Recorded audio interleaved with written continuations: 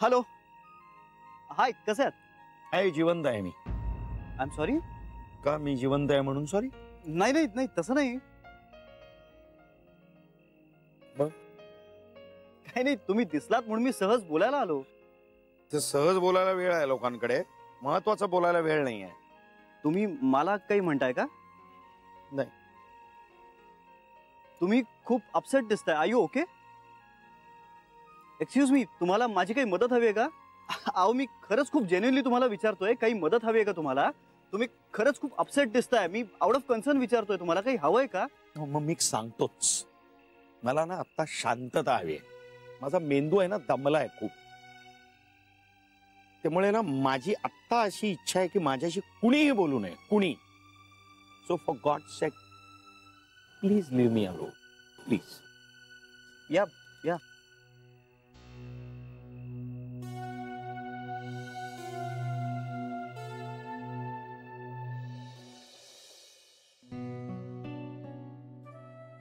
जान्हवी, मला तुझ्याशी थोडं बोलायचं. हे एवढं काम संपवते मग बोलूया. नाही, आत्ताच बोलायचं.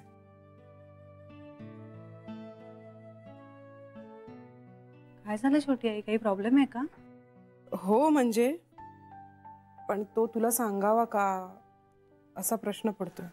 असं का म्हणताय? नाही म्हणजे मी फार विश्वासाने आपुलकीने तुझ्यापाशी काहीतरी बोलेन, मन मोकळं करेन, आणि तू अचानक मला म्हणशील की यापुढे तुम्ही माझ्याशी बोलू नका.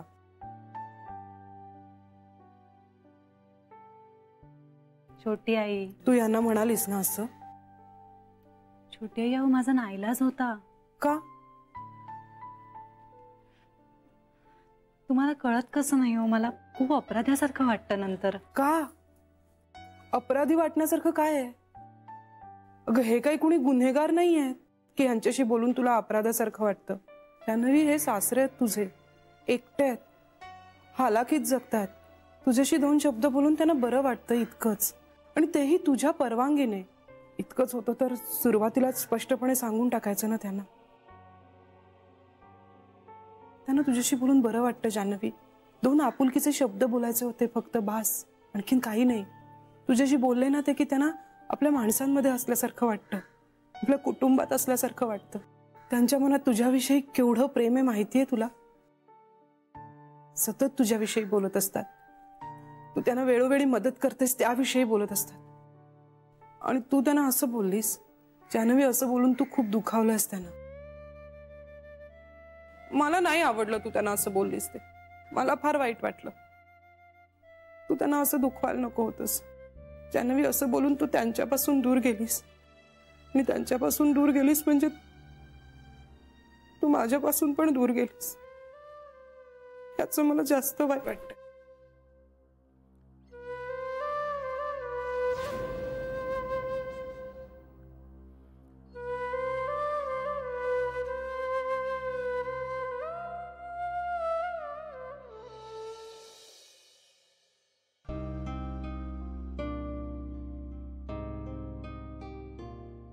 शरयू, आज चल. अगं ये ना आज शरयू. चल. अगं आईचं काम आहे काहीतरी तुझ्याकडे, बिचकतेस काय? नाही, बिचकत नाहीये आई, पण खूप उशीर झालाय ना, मला वाटलं कशाला त्रास द्यायचा. उद्या सकाळी. त्रास कसला त्यात? मीच बेबीला म्हणाले होते शरयूला घेऊन ये माझ्याकडे म्हणून. काय काम आहे आई? महत्वाचं असं काही नव्हतं ग. बरेच दिवसात तुझ्याशी नीट बोलले नव्हते. आधी तू आजारी होतीस, आणि मग पाडव्याची गडबड, वेळच झाला नाही. तू उभी का, बस ना. नको आई, राहू दे. आणि खाली खूप काम आहेत आई. करतील की बाकीच्या. आणि खरं तर ना तू आराम करायला हवास असं आम्हाला सगळ्यांनाच वाटतंय.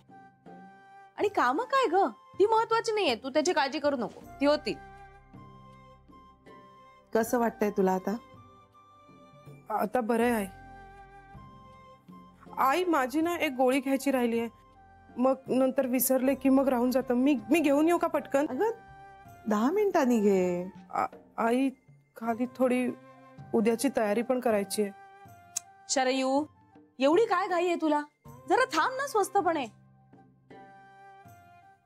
नाही तसं नाही बेबी वंस, पण उद्या स्वयंपाकाची पाळी माझी आहे ना, मग सकाळी खूप गडबड होते माझी, म्हणून आत्ताच रात्री थोडी तयारी करून ठेवते. बरं, तर येऊ माझं एक काम करशील?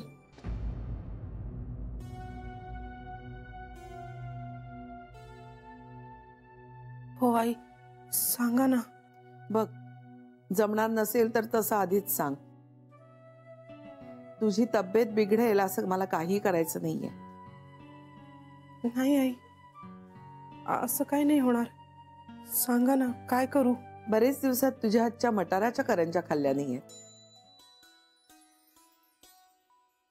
करशील माझ्यासाठी? एवढं हसायला काय झालं? आई एकदम मटारच्या करंज्या म्हणाल्या ना म्हणून. हो आई, करेन ना. त्यात काय, मटार आहेत घरात, फक्त सोलले नाहीयेत. सकाळी गडबड होईल. मी जाऊ का? मी बघून येते. आई जाऊ? जा. हिला ना थांबायचंच नव्हतं इथे. एक पाय बाहेर होता तिचा. लक्षात आलं माझ्या ते. माझ्याशी बोलायचं टेन्शनच येतं तिला. हो ना. ते एक वेळ समजू शकते मी, कारण गेल्या काही दिवसात मी तिच्याशी चढ्या आवाजातच बोलत राहिले. पण तिचा हा सैरबैरपणा वेगळाच आहे. तेच तर ना, ती हल्ली अशीच वागतीये. विसरबोळी तर ती आधीपासूनच होती, पण तिच्या वागण्यात एक कन्सिस्टन्सी होती. आता तर तिच्या वागण्याचा काही अंदाजच बांधता येत नाहीये. कळलंय मला ते. आणि याला जबाबदार लक्ष्मीकांतच असावा.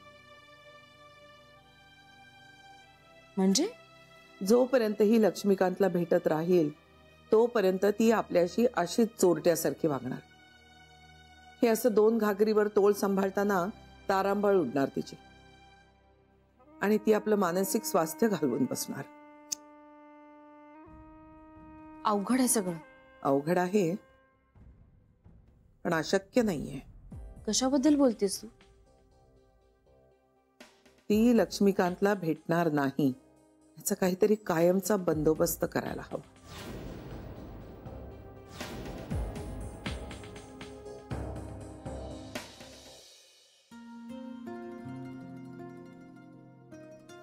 श्री, दमलायस का तू? तू एक काम कर, पड, मी आले 5 मिनिटात.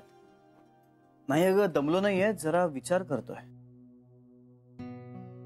तुझ्यासाठी थंडगार दूध घेऊन येऊ? नको.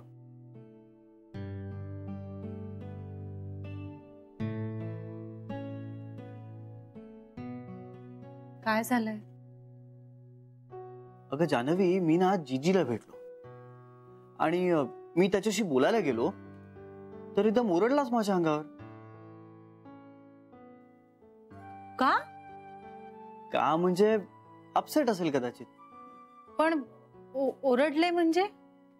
अगं ओरडला म्हणजे माझ्या डोक्याला शांतता हवीये, प्लीज माझ्या आता कोणी बोलू नका, प्लीज लीव्ह मी अलोन, असं बोलला. याला काय अर्थ आहे?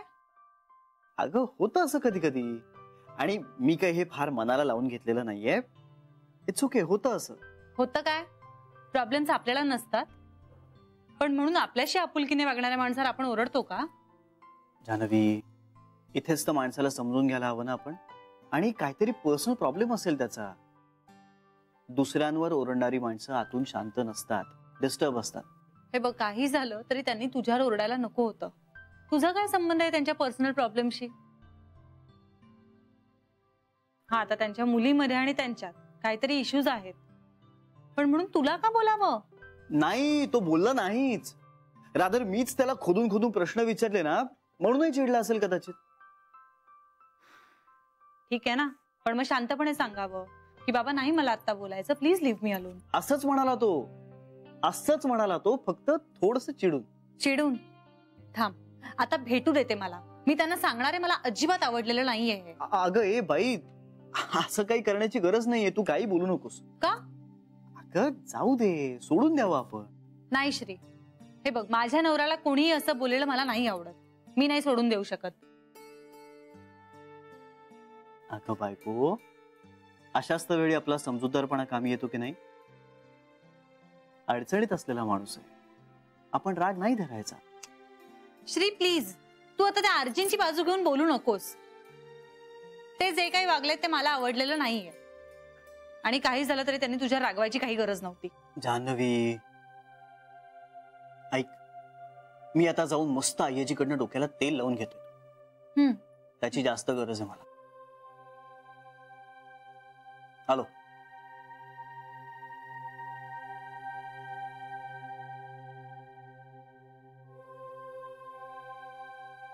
आरजी म्हणे.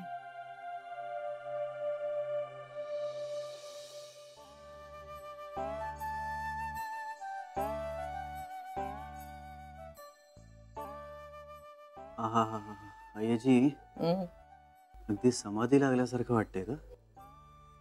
नशिबान आहेस रे बाबा. तर मी आहेच, पण का ग? डोक्याला शांतता मिळेल अशी एकतरी जागा आहे तुझ्याकडे. आईजी असं का म्हणतेस? काय झालं? शरयूच रे, जीवाचा घोर काही जात नाहीये. अज्ञानात सुख असतं म्हणतात ते पटतंय आता.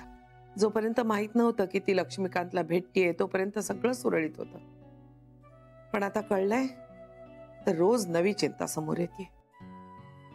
हिचं हित हिला कळत नाही म्हणून गप्प बसायचं का तिची घालमेल उघड्या डोळ्यांनी पाहत राहायची हेच कळत नाहीये. असो, मन गुंतवणं कमी करायला हवं हेच खरं. आईजी मला एक सांग, आपल्याला जर एखादा माणूस नको आहे किंवा तो आवडत नाही, तर हे त्या माणसाला कळायला हवं की नाही? म्हणजे आपणच त्याच्यापासून दूर व्हायचं की त्याला दूर लोटायचं? मला वाटतं त्याची चूक त्याला कळली पाहिजे.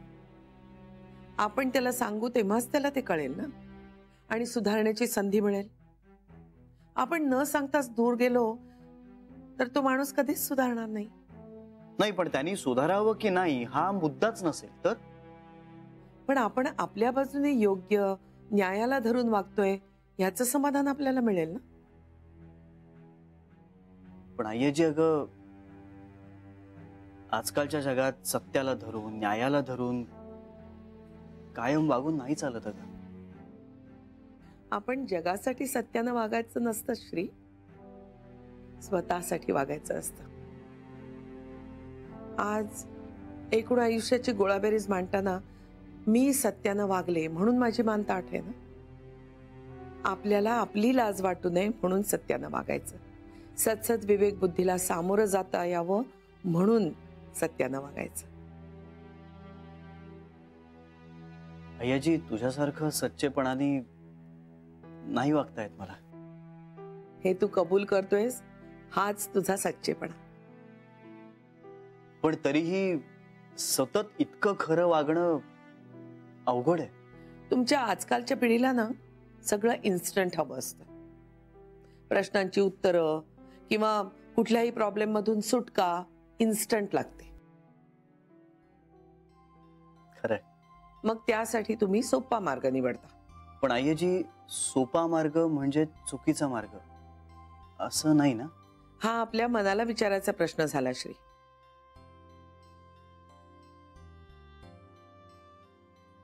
आपलं मन आपल्याशी नेहमी खरं बोलतं.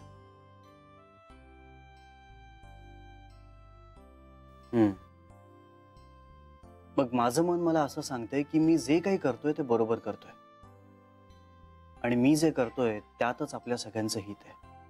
मग झालं तर.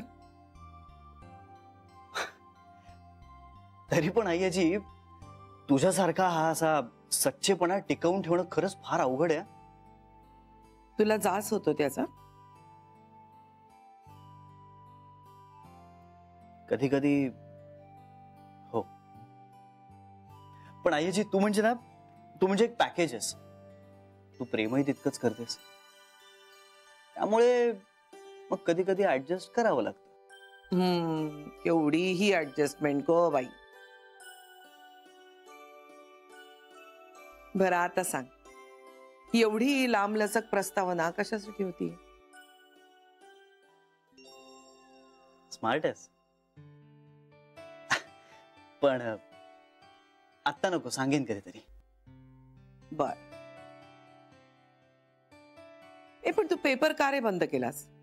अगं आईची जंगल तोडीमुळे त्यामुळे पाणी टंचाई होते, त्यामुळे तिसरं महायुद्ध होणार आहे, हे सगळं माहित आहे मला. पण पेपर वाचायची सवय असते ना. अगं मग नेटवर वाचत जा. मला कुठे येतो नेटवर पेपर वाचता? त्यात काय अवघड आहे? मी शिकवतो, थांब.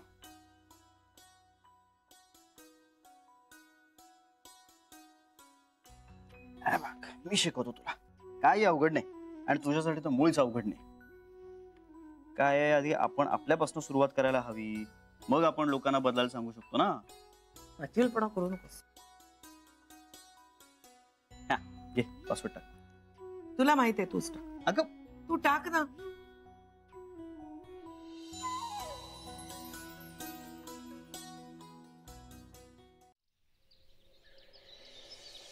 तशी शरू सगळा स्वयंपाक मस्त करते ग, पण तिच्या हातच्या मटार करंजा आहा.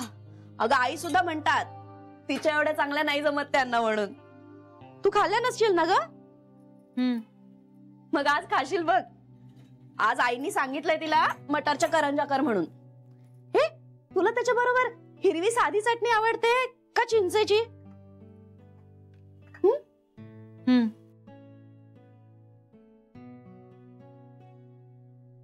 हो काय प्रश्न विचारला मी तुला. हो का? सॉरी, माझी तंद्री लागली होती. उगाच बडबडत होते ना मी एवढा वेळ. आणि तंद्री कसली लागली तुझी? सरू मावशी, मी तुम्हाला परवा श्रीच्या त्या बस स्टॉप फ्रेंड बद्दल सांगितलं होतं, आठवतंय तुम्हाला? श्री ज्यांना जीजी म्हणतो. त्याचं काय? काल श्रीला ते भेटले. श्री त्यांच्याशी बोलायला गेला तर ते ओरडले श्रीवर. काय? हो बघा ना, म्हणजे त्यावेळी त्यांना ते नको होतं म्हणून ते ओरडले. ते श्रीच्या अंगावर ओरडले? आपल्या श्रीच्या अंगावर ओरडले ते? अरे काय संबंध त्यांचा? का ग सरू मावशी, तू का ओरडतेस का? काय झालं? श्री, काल तुला कोणीतरी ओरडलं? कोण तो तुझा जीजी का फिजी ओरडला तुझ्या अंगावर?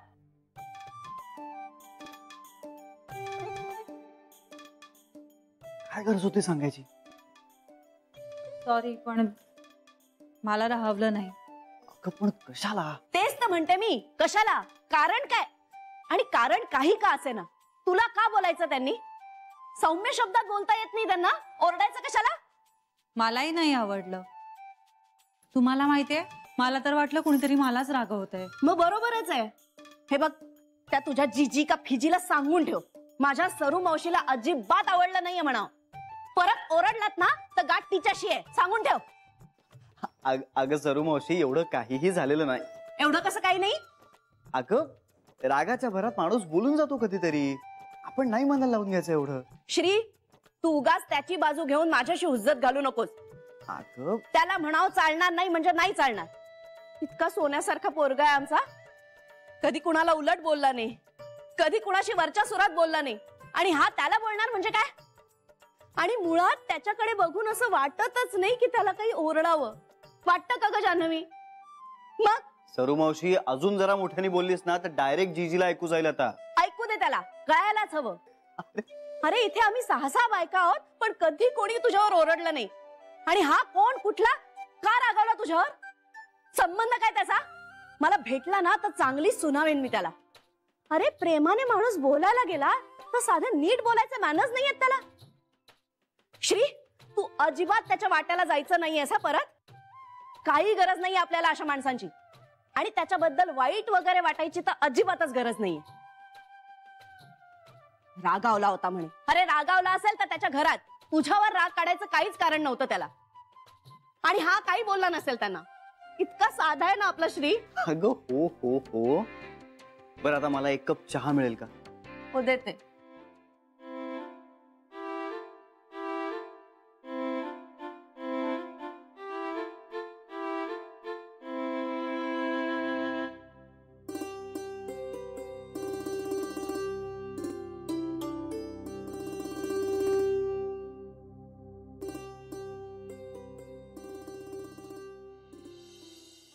नाही, 3 महिने भाडं थकलंय माझं, मला मान्य आहे. अहो, अमान्य करण्यासारखं काहीच नाहीये. अहो तशी नोंदच आहे माझ्याकडे. कबूल आहे, पण यापूर्वी असं कधी झालं नव्हतं. बरं यापुढे असं होणार नाही हे कशावरून? थोडा तर विश्वास ठेवा ना साहेब. हा व्यवहार आहे. तुम्हाला घर भाडं व्यवस्थित देता येत नसेल तर घर खाली करा. नाही नाही, असं म्हणू नका एकदम. मी बघतो, करतो काहीतरी. मला थोडा अवधी द्या, म्हणजे 15 दिवस द्या. मी 15 दिवसात काहीतरी व्यवस्था करतो. अहो गेल्या 3 महिन्यात तुम्ही काय करू शकला नाहीत, पुढे काय करणार? बरोबर साहेब, काय झालं की मलाच माझ्या कामाचे पैसे मिळत नाहीत, म्हणून मला तुमचेही देता येत नाहीयेत. मी करतो काहीतरी. अहो अशा अडचणीच्या काळासाठीच गुंतवणूक करायची असते आणि ती तुम्ही केलीच नसणार. काय, मी धर्मादाय संस्था चालवत नाही. मला माझ्या घरातून उत्पन्न मिळतंय, तेव्हा तुम्ही चोख भाडं द्या, नाहीतर 56 भाडे करू उभे आहेत. नाही नाही साहेब, असं नका करू. मी म्हटलं तुम्हाला, मी काहीतरी व्यवस्था करतो नक्की. ठीक आहे, पण मला थांबायला वेळ नाही. पण एवढं लक्षात ठेवा, या 30 तारखेला या महिन्यासकट मला संपूर्ण भाडं द्या, तरच तुम्हाला पुढच्या महिन्यात राहता येईल. नाहीतर घर खाली करा. नाही, तसं नाही होणार. मी करतो काहीतरी नक्की. ठीक आहे, बघा. एक मिनिट ना, एक मिनिट, आलोच. हे काय? हे मुलांना द्या. सहजच ना, कमालाच विकताय. नाही हो, मुलांना आवडतील म्हणून देतोय. कुकीज आहेत त्याच्यात. बरं ठीक आहे, बघा भाड्याचं काय जमतं ते. हो हो, चला.